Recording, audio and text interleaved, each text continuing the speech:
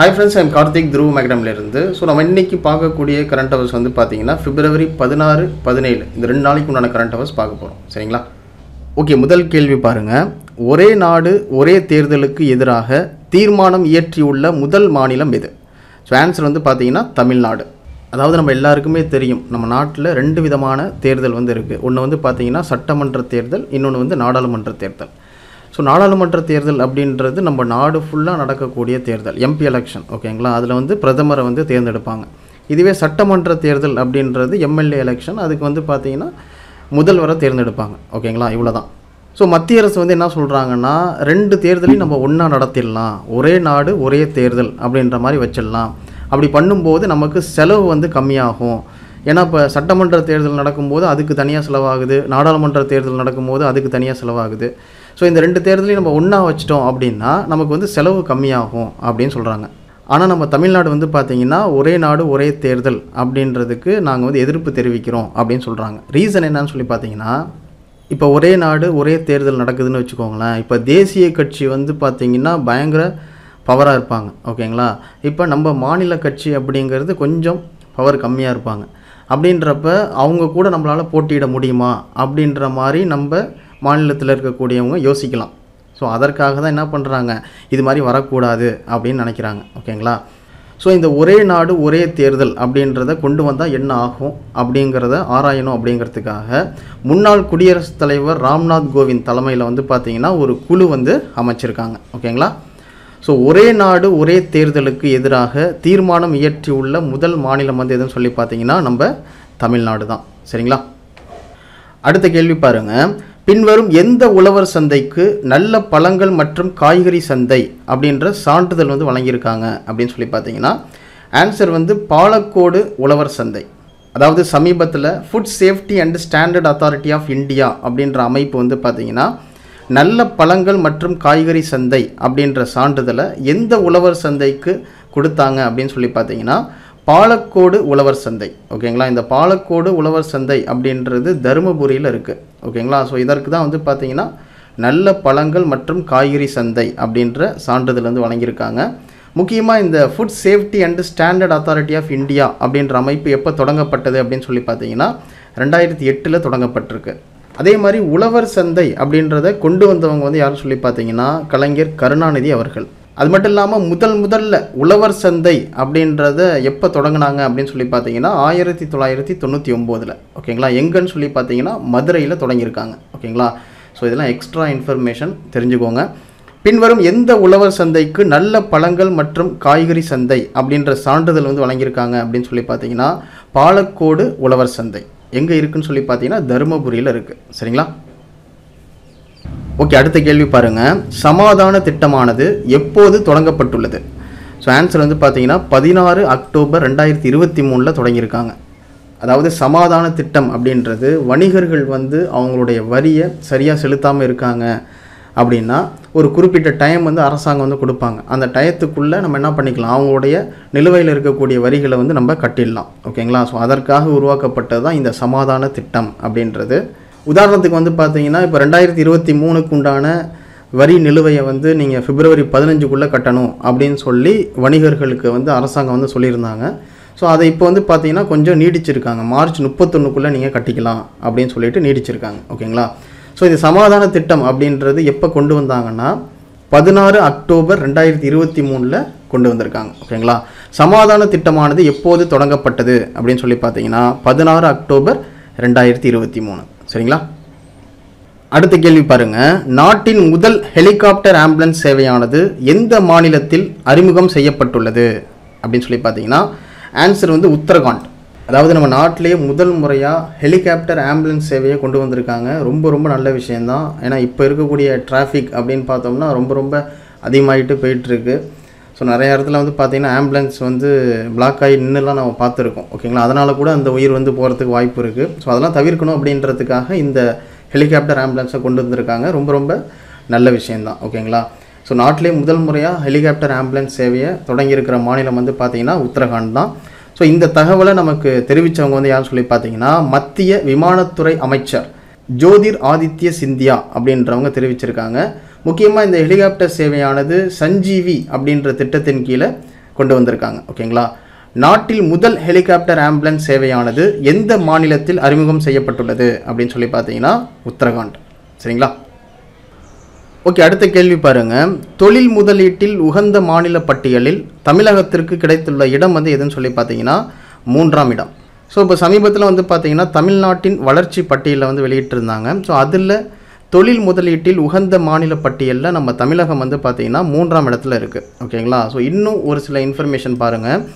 So தமிழ்நாட்டின் வளர்ச்சி பட்டியலில் இந்தியாவில் ஏற்றுமதி தயார் நிலை குறியீட்டில் நம்ம தமிழ்நாடு வந்து பார்த்திங்கன்னா முதலிடத்தில் இருக்குது. அதே மாதிரி மின்னணு பொருட்கள் ஏற்றுமதியில் நம்ம தமிழ்நாடு முதலிடத்தில் இருக்குது. புத்தாக்க தொழில்கள் வரிசையில் நம்ம தமிழ்நாடு முதலிடத்தில் இருக்குது. இந்தியாவின் ஜிடிபி வளர்ச்சியில் நம்ம தமிழ்நாடு 2வது இடத்துல இருக்குது. அதே மாதிரி கல்வி பட்டியலில் நம்ம தமிழ்நாடு 2வது இடத்துல இருக்குது. ஓகேங்களா. ஸோ இதெல்லாம் இம்பார்ட்டன்ட் இன்ஃபர்மேஷன். ஸோ நோட் பண்ணிங்க. ஸோ தொழில் முதலீட்டில் உகந்த மாநில பட்டியலில் தமிழகம் எத்தனாவது இடத்துல இருக்குது அப்படின்னு சொல்லி பார்த்தீங்கன்னா 3ஆம் இடம். சரிங்களா. ஓகே, அடுத்த கேள்வி பாருங்கள். பின்வரும் எந்த நகரத்திற்கு நீர் போராளி விருதானது வழங்கப்பட்டுள்ளது? ஸோ ஆன்சர் வந்து பார்த்தீங்கன்னா நொய்டா. ஸோ உத்தரப்பிரதேச மாநிலத்தில் இருக்கக்கூடிய நொய்டா அப்படின்ற நகரத்துக்கு வந்து பார்த்தீங்கன்னா நீர் போராளி விருது அப்படின்றத மத்திய அரசு கொடுத்துருக்காங்க. ஸோ இந்த நீர் போராளி விருது அப்படின்றது எதற்காக கொடுக்குறாங்கன்னு சொல்லி பார்த்தீங்கன்னா சிறந்த கழிவு நீர் வேளாண்மைக்காகவும் சிறந்த நீர் மறுசுழற்சிக்காகவும் தரக்கூடிய ஒரு விருது தான் வந்து பார்த்தீங்கன்னா இந்த நீர் போராளி விருது அப்படின்றது. இது வந்து பார்த்தீங்கன்னா மத்திய அரசால் வழங்கப்படுது. ஓகேங்களா. ஸோ இது வந்து யாருக்கு கொடுத்துருக்காங்க அப்படின்னு சொல்லி பார்த்தீங்கன்னா உத்தரப்பிரதேச மாநிலத்தில் இருக்கக்கூடிய நொய்டா நகரத்துக்கு கொடுத்துருக்காங்க. ஓகேங்களா. பின்வரும் எந்த நகரத்திற்கு நீர் போராளி விருதானது வழங்கப்பட்டுள்ளது அப்படின்னு சொல்லி பார்த்தீங்கன்னா நொய்டா. சரிங்களா. அடுத்த கேள்வி பாருங்கள். உலகின் பெரிய பொருளாதார நாடுகள் பட்டியலில் இந்தியா பிடித்திருக்கும் இடம் எது? ஸோ ஆன்சர் வந்து பார்த்தீங்கன்னா 5வது இடம். ஸோ இப்போ சமீபத்தில் பார்த்தீங்கன்னா உலக பெரிய பொருளாதார நாடுகள் பட்டியலை வெளியிட்டிருந்தாங்க. ஸோ அதில் நம்ம இந்தியா பிடித்திருக்கும் இடம் வந்து பார்த்தீங்கன்னா 5வது இடம். ஓகேங்களா. முதல் இடத்துல அமெரிக்கா இருக்குது, 2ஆம் இடத்துல சீனா இருக்குது, 3ஆம் இடத்துல ஜெர்மனி, 4ஆம் இடத்துல ஜப்பான் இருக்குது, நம்ம 5வது இடத்துல இருக்கோம். ஓகேங்களா. ஸோ இதற்கு முன்னாடி 5வது இடத்துல பிரிட்டன் வந்து இருந்தாங்க. ஸோ அவங்கள பின்னுக்கு தள்ளி நம்ம இந்தியா வந்து பார்த்திங்கன்னா முன்னேறி இருக்காங்க. ஸோ கிட்டத்தட்ட 2011 பார்த்தீங்கன்னா நம்ம இந்தியா வந்து 11வது இடத்துல வந்து இருந்திருக்கு. ஓகேங்களா. இதே பட்டியலில் 2011 நம்ம வந்து பார்த்திங்கன்னா 11வது இடத்துல வந்து இருந்திருக்கோம். ஸோ இப்போ 2024 வந்து பார்த்திங்கன்னா 5வது இடத்துக்கு நம்ம முன்னேறி இருக்கோம். ஓகேங்களா. உலகின் பெரிய பொருளாதார நாடுகள் பட்டியலில் இந்தியா பிடித்திருக்கும் இடம் வந்து பார்த்திங்கன்னா 5ஆம் இடம். சரிங்களா. ஓகே, அடுத்த கேள்வி பாருங்கள். 2024ஆம் ஆண்டிற்கான எதிர்கால இந்தியா திறன் உச்சி மாநாடு எங்கு நடத்தப்பட்டது? ஸோ ஆன்சர் வந்து பார்த்தீங்கன்னா அஸ்ஸாமில். அதாவது சமீபத்தில் வந்து பார்த்தீங்கன்னா அஸ்ஸாம் மாநிலத்தில் கவுகாதி அப்படின்ற இடத்துல வந்து பார்த்தீங்கன்னா 2024ஆம் ஆண்டுக்கான எதிர்கால இந்தியா திறன் உச்சி மாநாடு நடத்தப்பட்டிருக்கு. சரிங்களா. ஸோ 2024ஆம் ஆண்டிற்கான எதிர்கால இந்தியா திறன் உச்சி மாநாடு எங்கு நடத்தப்பட்டது அப்படின்னு சொல்லி பார்த்தீங்கன்னா அஸ்ஸாம். ஓகே, அடுத்த கேள்வி பாருங்கள். உலக மானுடவியல் தினம் ஆண்டுதோறும் எந்த நாளில் அனுசரிக்கப்படுது அப்படின்னு சொல்லி பார்த்தீங்கன்னா ஆண்டுதோறும் பிப்ரவரி மாதத்தில் வரக்கூடிய 3வது வியாழக்கிழமை தான் வந்து பார்த்தீங்கன்னா உலக மானுடவியல் தினமாக அனுசரிக்கிறாங்க. ஸோ அந்த வகையில் 2024ஆம் ஆண்டுக்கான உலக மானுடவியல் தினம் எந்த நாளில் அனுசரிக்கப்படுது அப்படின்னு சொல்லி பார்த்தீங்கன்னா பிப்ரவரி 15ஆம் நாள். ஸோ மானுடவியல் அப்படின்னா மனித நடத்தை அப்படின்னு அர்த்தம். ஸோ மானுடவியல் பற்றிய பரவலான விழிப்புணர்வை வளர்க்கும் நோக்கத்தில் இந்த நாள் வந்து அனுசரிக்கப்படுது. ஓகேங்களா. ஸோ உலக மானுடவியல் தினம் ஆண்டுதோறும் எந்த நாளில் அனுசரிக்கப்படுது அப்படின்னு சொல்லி பார்த்தீங்கன்னா ஆண்டுதோறும் பிப்ரவரி 3வது வியாழக்கிழமை. ஓகேங்களா. ஸோ அந்த வகையில் 2024ஆம் ஆண்டுக்கான உலக மானுடவியல் தினம் எந்த நாளில் அனுசரிக்கப்பட்டது அப்படின்னு சொல்லி பார்த்தீங்கன்னா பிப்ரவரி 15ஆம் நாள். சரிங்களா. ஓகே, அடுத்த கேள்வி பாருங்கள். பிங்க் ஸ்குவாட் என்னும் அமைப்பினை அறிமுகம் செய்துள்ள மெட்ரோ ரயில் சேவை எது? ஸோ ஆன்சர் வந்து பார்த்தீங்கன்னா சென்னை மெட்ரோ. அதாவது பெண்களுக்கு எதிரான குற்றங்களை தவிர்க்கணும் அப்படிங்கிறதுக்காக பிங்க் ஸ்குவாட் அப்படின்ற அமைப்பை சென்னை மெட்ரோ ரயில் சேவை வந்து பார்த்தீங்கன்னா தொடங்கியிருக்காங்க. இந்த ஸ்குவாடில் கிட்டத்தட்ட 23 பெண்கள் வந்து பார்த்தீங்கன்னா பாதுகாவலராக நியமிக்கப்பட்டிருக்காங்க. ஓகேங்களா. பிங்க் ஸ்குவாட் என்னும் அமைப்பினை அறிமுகம் செய்துள்ள மெட்ரோ ரயில் சேவை எது அப்படின்னு சொல்லி பார்த்தீங்கன்னா சென்னை மெட்ரோ. சரிங்களா. ஓகே, அடுத்த கேள்வி பாருங்கள். தமிழக மாணவர்கள் ஆங்கிலம் கற்க உருவாக்கப்பட்டுள்ள இணையதளத்தின் பெயர் என்ன? ஸோ ஆன்சர் வந்து பார்த்தீங்கன்னா ஆப்ஷன் பி. ஸோ moligal.tnschool.government.in அப்படின்ற இணையதளம் தான். ஸோ இந்த இணையதளம் மூலியமாக மொழிகள் ஆய்வகம் வாயிலாக மாணவர்கள் வந்து யாருடைய உதவியும் இல்லாமல் ஆங்கிலம் வந்து கற்றுக்க முடியும். ஸோ அது மாதிரி இந்த இணையதளத்தை உருவாக்கியிருக்காங்க. ஓகேங்களா? தமிழக மாணவர்கள் ஆங்கிலம் கற்க உருவாக்கப்பட்டுள்ள இணையதளத்தின் பெயர் என்ன? ஸோ ஆன்சர் வந்து பார்த்தீங்கன்னா ஆப்ஷன் பி, moligal.tnschools.government.in அப்படின்ற இணையதளம் தான். சரிங்களா? ஓகே, அடுத்த கேள்வி பாருங்க. தற்போது IRCTC தலைவராக நியமனம் செய்யப்பட்டுள்ளவர் யார்? ஸோ ஆன்சர் வந்து பார்த்தீங்கன்னா ஆப்ஷன் பி, சஞ்சய் குமார் ஜெயின் அப்படின்றவர் தான். அதாவது இப்போ சமீபத்தில் வந்து பார்த்தீங்கன்னா பொதுத்துறை நிறுவனமான IRCTC அப்படின்னு அழைக்கப்படக்கூடிய இந்திய ரயில்வே உணவு மற்றும் சுற்றுலா கழகத்தின் தலைவர் மற்றும் மேலாண்மை இயக்குனராக யாரை நியமனம் செஞ்சுருக்காங்க அப்படின்னு சொல்லி பார்த்தீங்கன்னா சஞ்சய் குமார் ஜெயின் அப்படின்றவங்கள நியமனம் செஞ்சுருக்காங்க. இந்த தகவலை நமக்கு கொடுத்தவங்க வந்து யாருன்னு சொல்லி பார்த்தீங்கன்னா மத்திய ரயில்வே அமைச்சகம் வந்து கொடுத்துருக்காங்க. அதே மாதிரி இந்த IRCTC அப்படின்றது Indian railways catering and tourism corporation அப்படின்னு சொல்லுவாங்க. ஓகேங்களா? ஸோ இந்த கார்பரேஷன் எப்போ உருவாகிருக்கு அப்படின்னு சொல்லி பார்த்தீங்கன்னா 1999 செப்டம்பர் 27ஆம் நாள் வந்து பார்த்தீங்கன்னா இந்த IRCTC அப்படின்றது உருவாகிருக்கு. ஓகேங்களா? ஸோ தற்போது IRCTC தலைவராக நியமனம் செய்யப்பட்டுள்ளவர் யார் அப்படின்னு சொல்லி பார்த்தீங்கன்னா சஞ்சய் குமார் ஜெயின் அப்படின்றவங்க தான். சரிங்களா? ஓகே, அடுத்த கேள்வி பாருங்கள். ஓட்டுநர் இல்லாத மெட்ரோ எங்கு தொடங்க உள்ளது? ஸோ ஆன்சர் வந்து பார்த்தீங்கன்னா கர்நாடகா.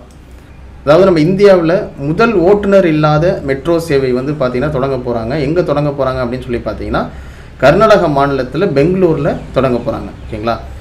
ஓட்டுநர் இல்லாத மெட்ரோ சேவை எங்கு தொடங்க உள்ளது அப்படின்னு சொல்லி பார்த்தீங்கன்னா கர்நாடகம். சரிங்களா? ஓகே, அடுத்த கேள்வி பாருங்கள். தற்போது டெஸ்ட் கிரிக்கெட்டில் 500வது விக்கெட்டினை வீழ்த்திய இந்திய வீரர் யார்? ஸோ ஆன்சர் வந்து பார்த்தீங்கன்னா ஆப்ஷன் டி, ரவிச்சந்திரன் அஸ்வின் அப்படின்றவங்க தான். ஸோ நம்ம தமிழக வீரரான ரவிச்சந்திரன் அஸ்வின் வந்து பார்த்தீங்கன்னா அனில் கும்ப்ளேவுக்கு அடுத்ததாக 500வது விக்கெட்டை வீழ்த்தியிருக்கார். ஓகேங்களா? 500 விக்கெட்டுகளை வீழ்த்திய 2வது இந்திய வீரர் அப்படின்ற பெருமையையும் 3வது ஆஃப் ஸ்பின்னர் அப்படின்ற பெருமையையும் படைச்சிருக்கார். சரிங்களா? தற்போது டெஸ்ட் கிரிக்கெட்டில் 500வது விக்கெட்டினை வீழ்த்தியுள்ள இந்திய வீரர் யார் அப்படின்னு சொல்லி பார்த்தீங்கன்னா ரவிச்சந்திரன் அஸ்வின். சரிங்களா? ஓகே, அடுத்த கேள்வி பாருங்கள். உலக எறும்பு தின்னி தினம் ஆண்டுதோறும் எந்த நாளில் அனுசரிக்கப்படுது அப்படின்னு சொல்லி பார்த்தீங்கன்னா ஆண்டுதோறும் பிப்ரவரி 3வது சனிக்கிழமை தான் வந்து பார்த்தீங்கன்னா உலக எறும்பு தின்னி தினமாக அனுசரிக்கிறாங்க. ஸோ அந்த வகையில் 2024ஆம் ஆண்டுக்கான உலக எறும்பு தின்னி தினம் எந்த நாளில் அனுசரிக்கப்பட்டது அப்படின்னு சொல்லி பார்த்தீங்கன்னா பிப்ரவரி 17ஆம் நாள். உலக அளவில் அதிகப்படியாக கடத்தப்படக்கூடிய ஒரு பாலூட்டி இனம் தான் வந்து பார்த்தீங்கன்னா இந்த பாங்கோலின் அப்படின்ற பாலூட்டி இனம். ஸோ இது வந்து பார்த்திங்கன்னா அதிகமாக எறும்பை தான் திங்கும். ஓகேங்களா? ஸோ அதனால தான் இதை எறும்பு தின்னி அப்படின்னு சொல்லி அழைக்கிறாங்க. ஸோ இந்த விலங்கை பாதுகாக்கணும் அப்படின்ற வகையில் இந்த நாளை வந்து அனுசரிக்கிறாங்க. ஓகேங்களா? ஸோ உலக எறும்பு தின்னி தினம் ஆண்டுதோறும் எந்த நாளில் அனுசரிக்கப்படுது அப்படின்னு சொல்லி பார்த்தீங்கன்னா ஆண்டுதோறும் பிப்ரவரி 3வது சனிக்கிழமை உலக எறும்பு தின்னி தினமாக அனுசரிக்கிறாங்க. அந்த வகையில் 2024ஆம் ஆண்டுக்கான உலக எறும்பு தின்னி தினம் எந்த நாளில் அனுசரிக்கப்பட்டது அப்படின்னு சொல்லி பார்த்தீங்கன்னா பிப்ரவரி 17ஆம் நாள். சரிங்களா?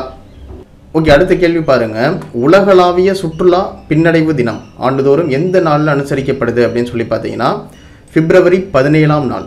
அதாவது ஐக்கிய நாடுகள் சபையால் உலகளாவிய சுற்றுலா பின்னடைவு தினம் அப்படின்றது தொடங்கப்பட்டிருக்கு. முதல்ல எப்போ தொடங்கினாங்க அப்படின்னு சொல்லி பார்த்தீங்கன்னா பிப்ரவரி 17, 2023 கொண்டு வந்திருக்காங்க.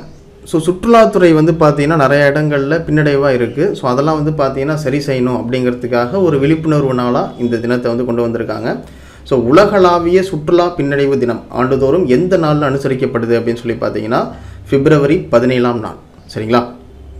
ஓகே ஃப்ரெண்ட்ஸ், இதோட இன்றைக்கி உண்டான வீடியோ பதிவு கம்ப்ளீட் ஆகுது. அதே மாதிரி இன்றைக்கி பார்த்த கரண்ட் அஃபேர்ஸை ஒரு டெஸ்ட் மாதிரி எழுதி பார்க்கணும் அப்படின்னு நினச்சிங்கன்னா டிஸ்பிளேல தெரிகிற வாட்ஸ்அப் நம்பருக்கு மெசேஜ் பண்ணுங்கள்.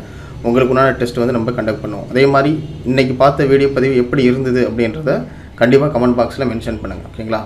தேங்க்யூ. துருவ மேக்டம்லேருந்து கார்த்திக்.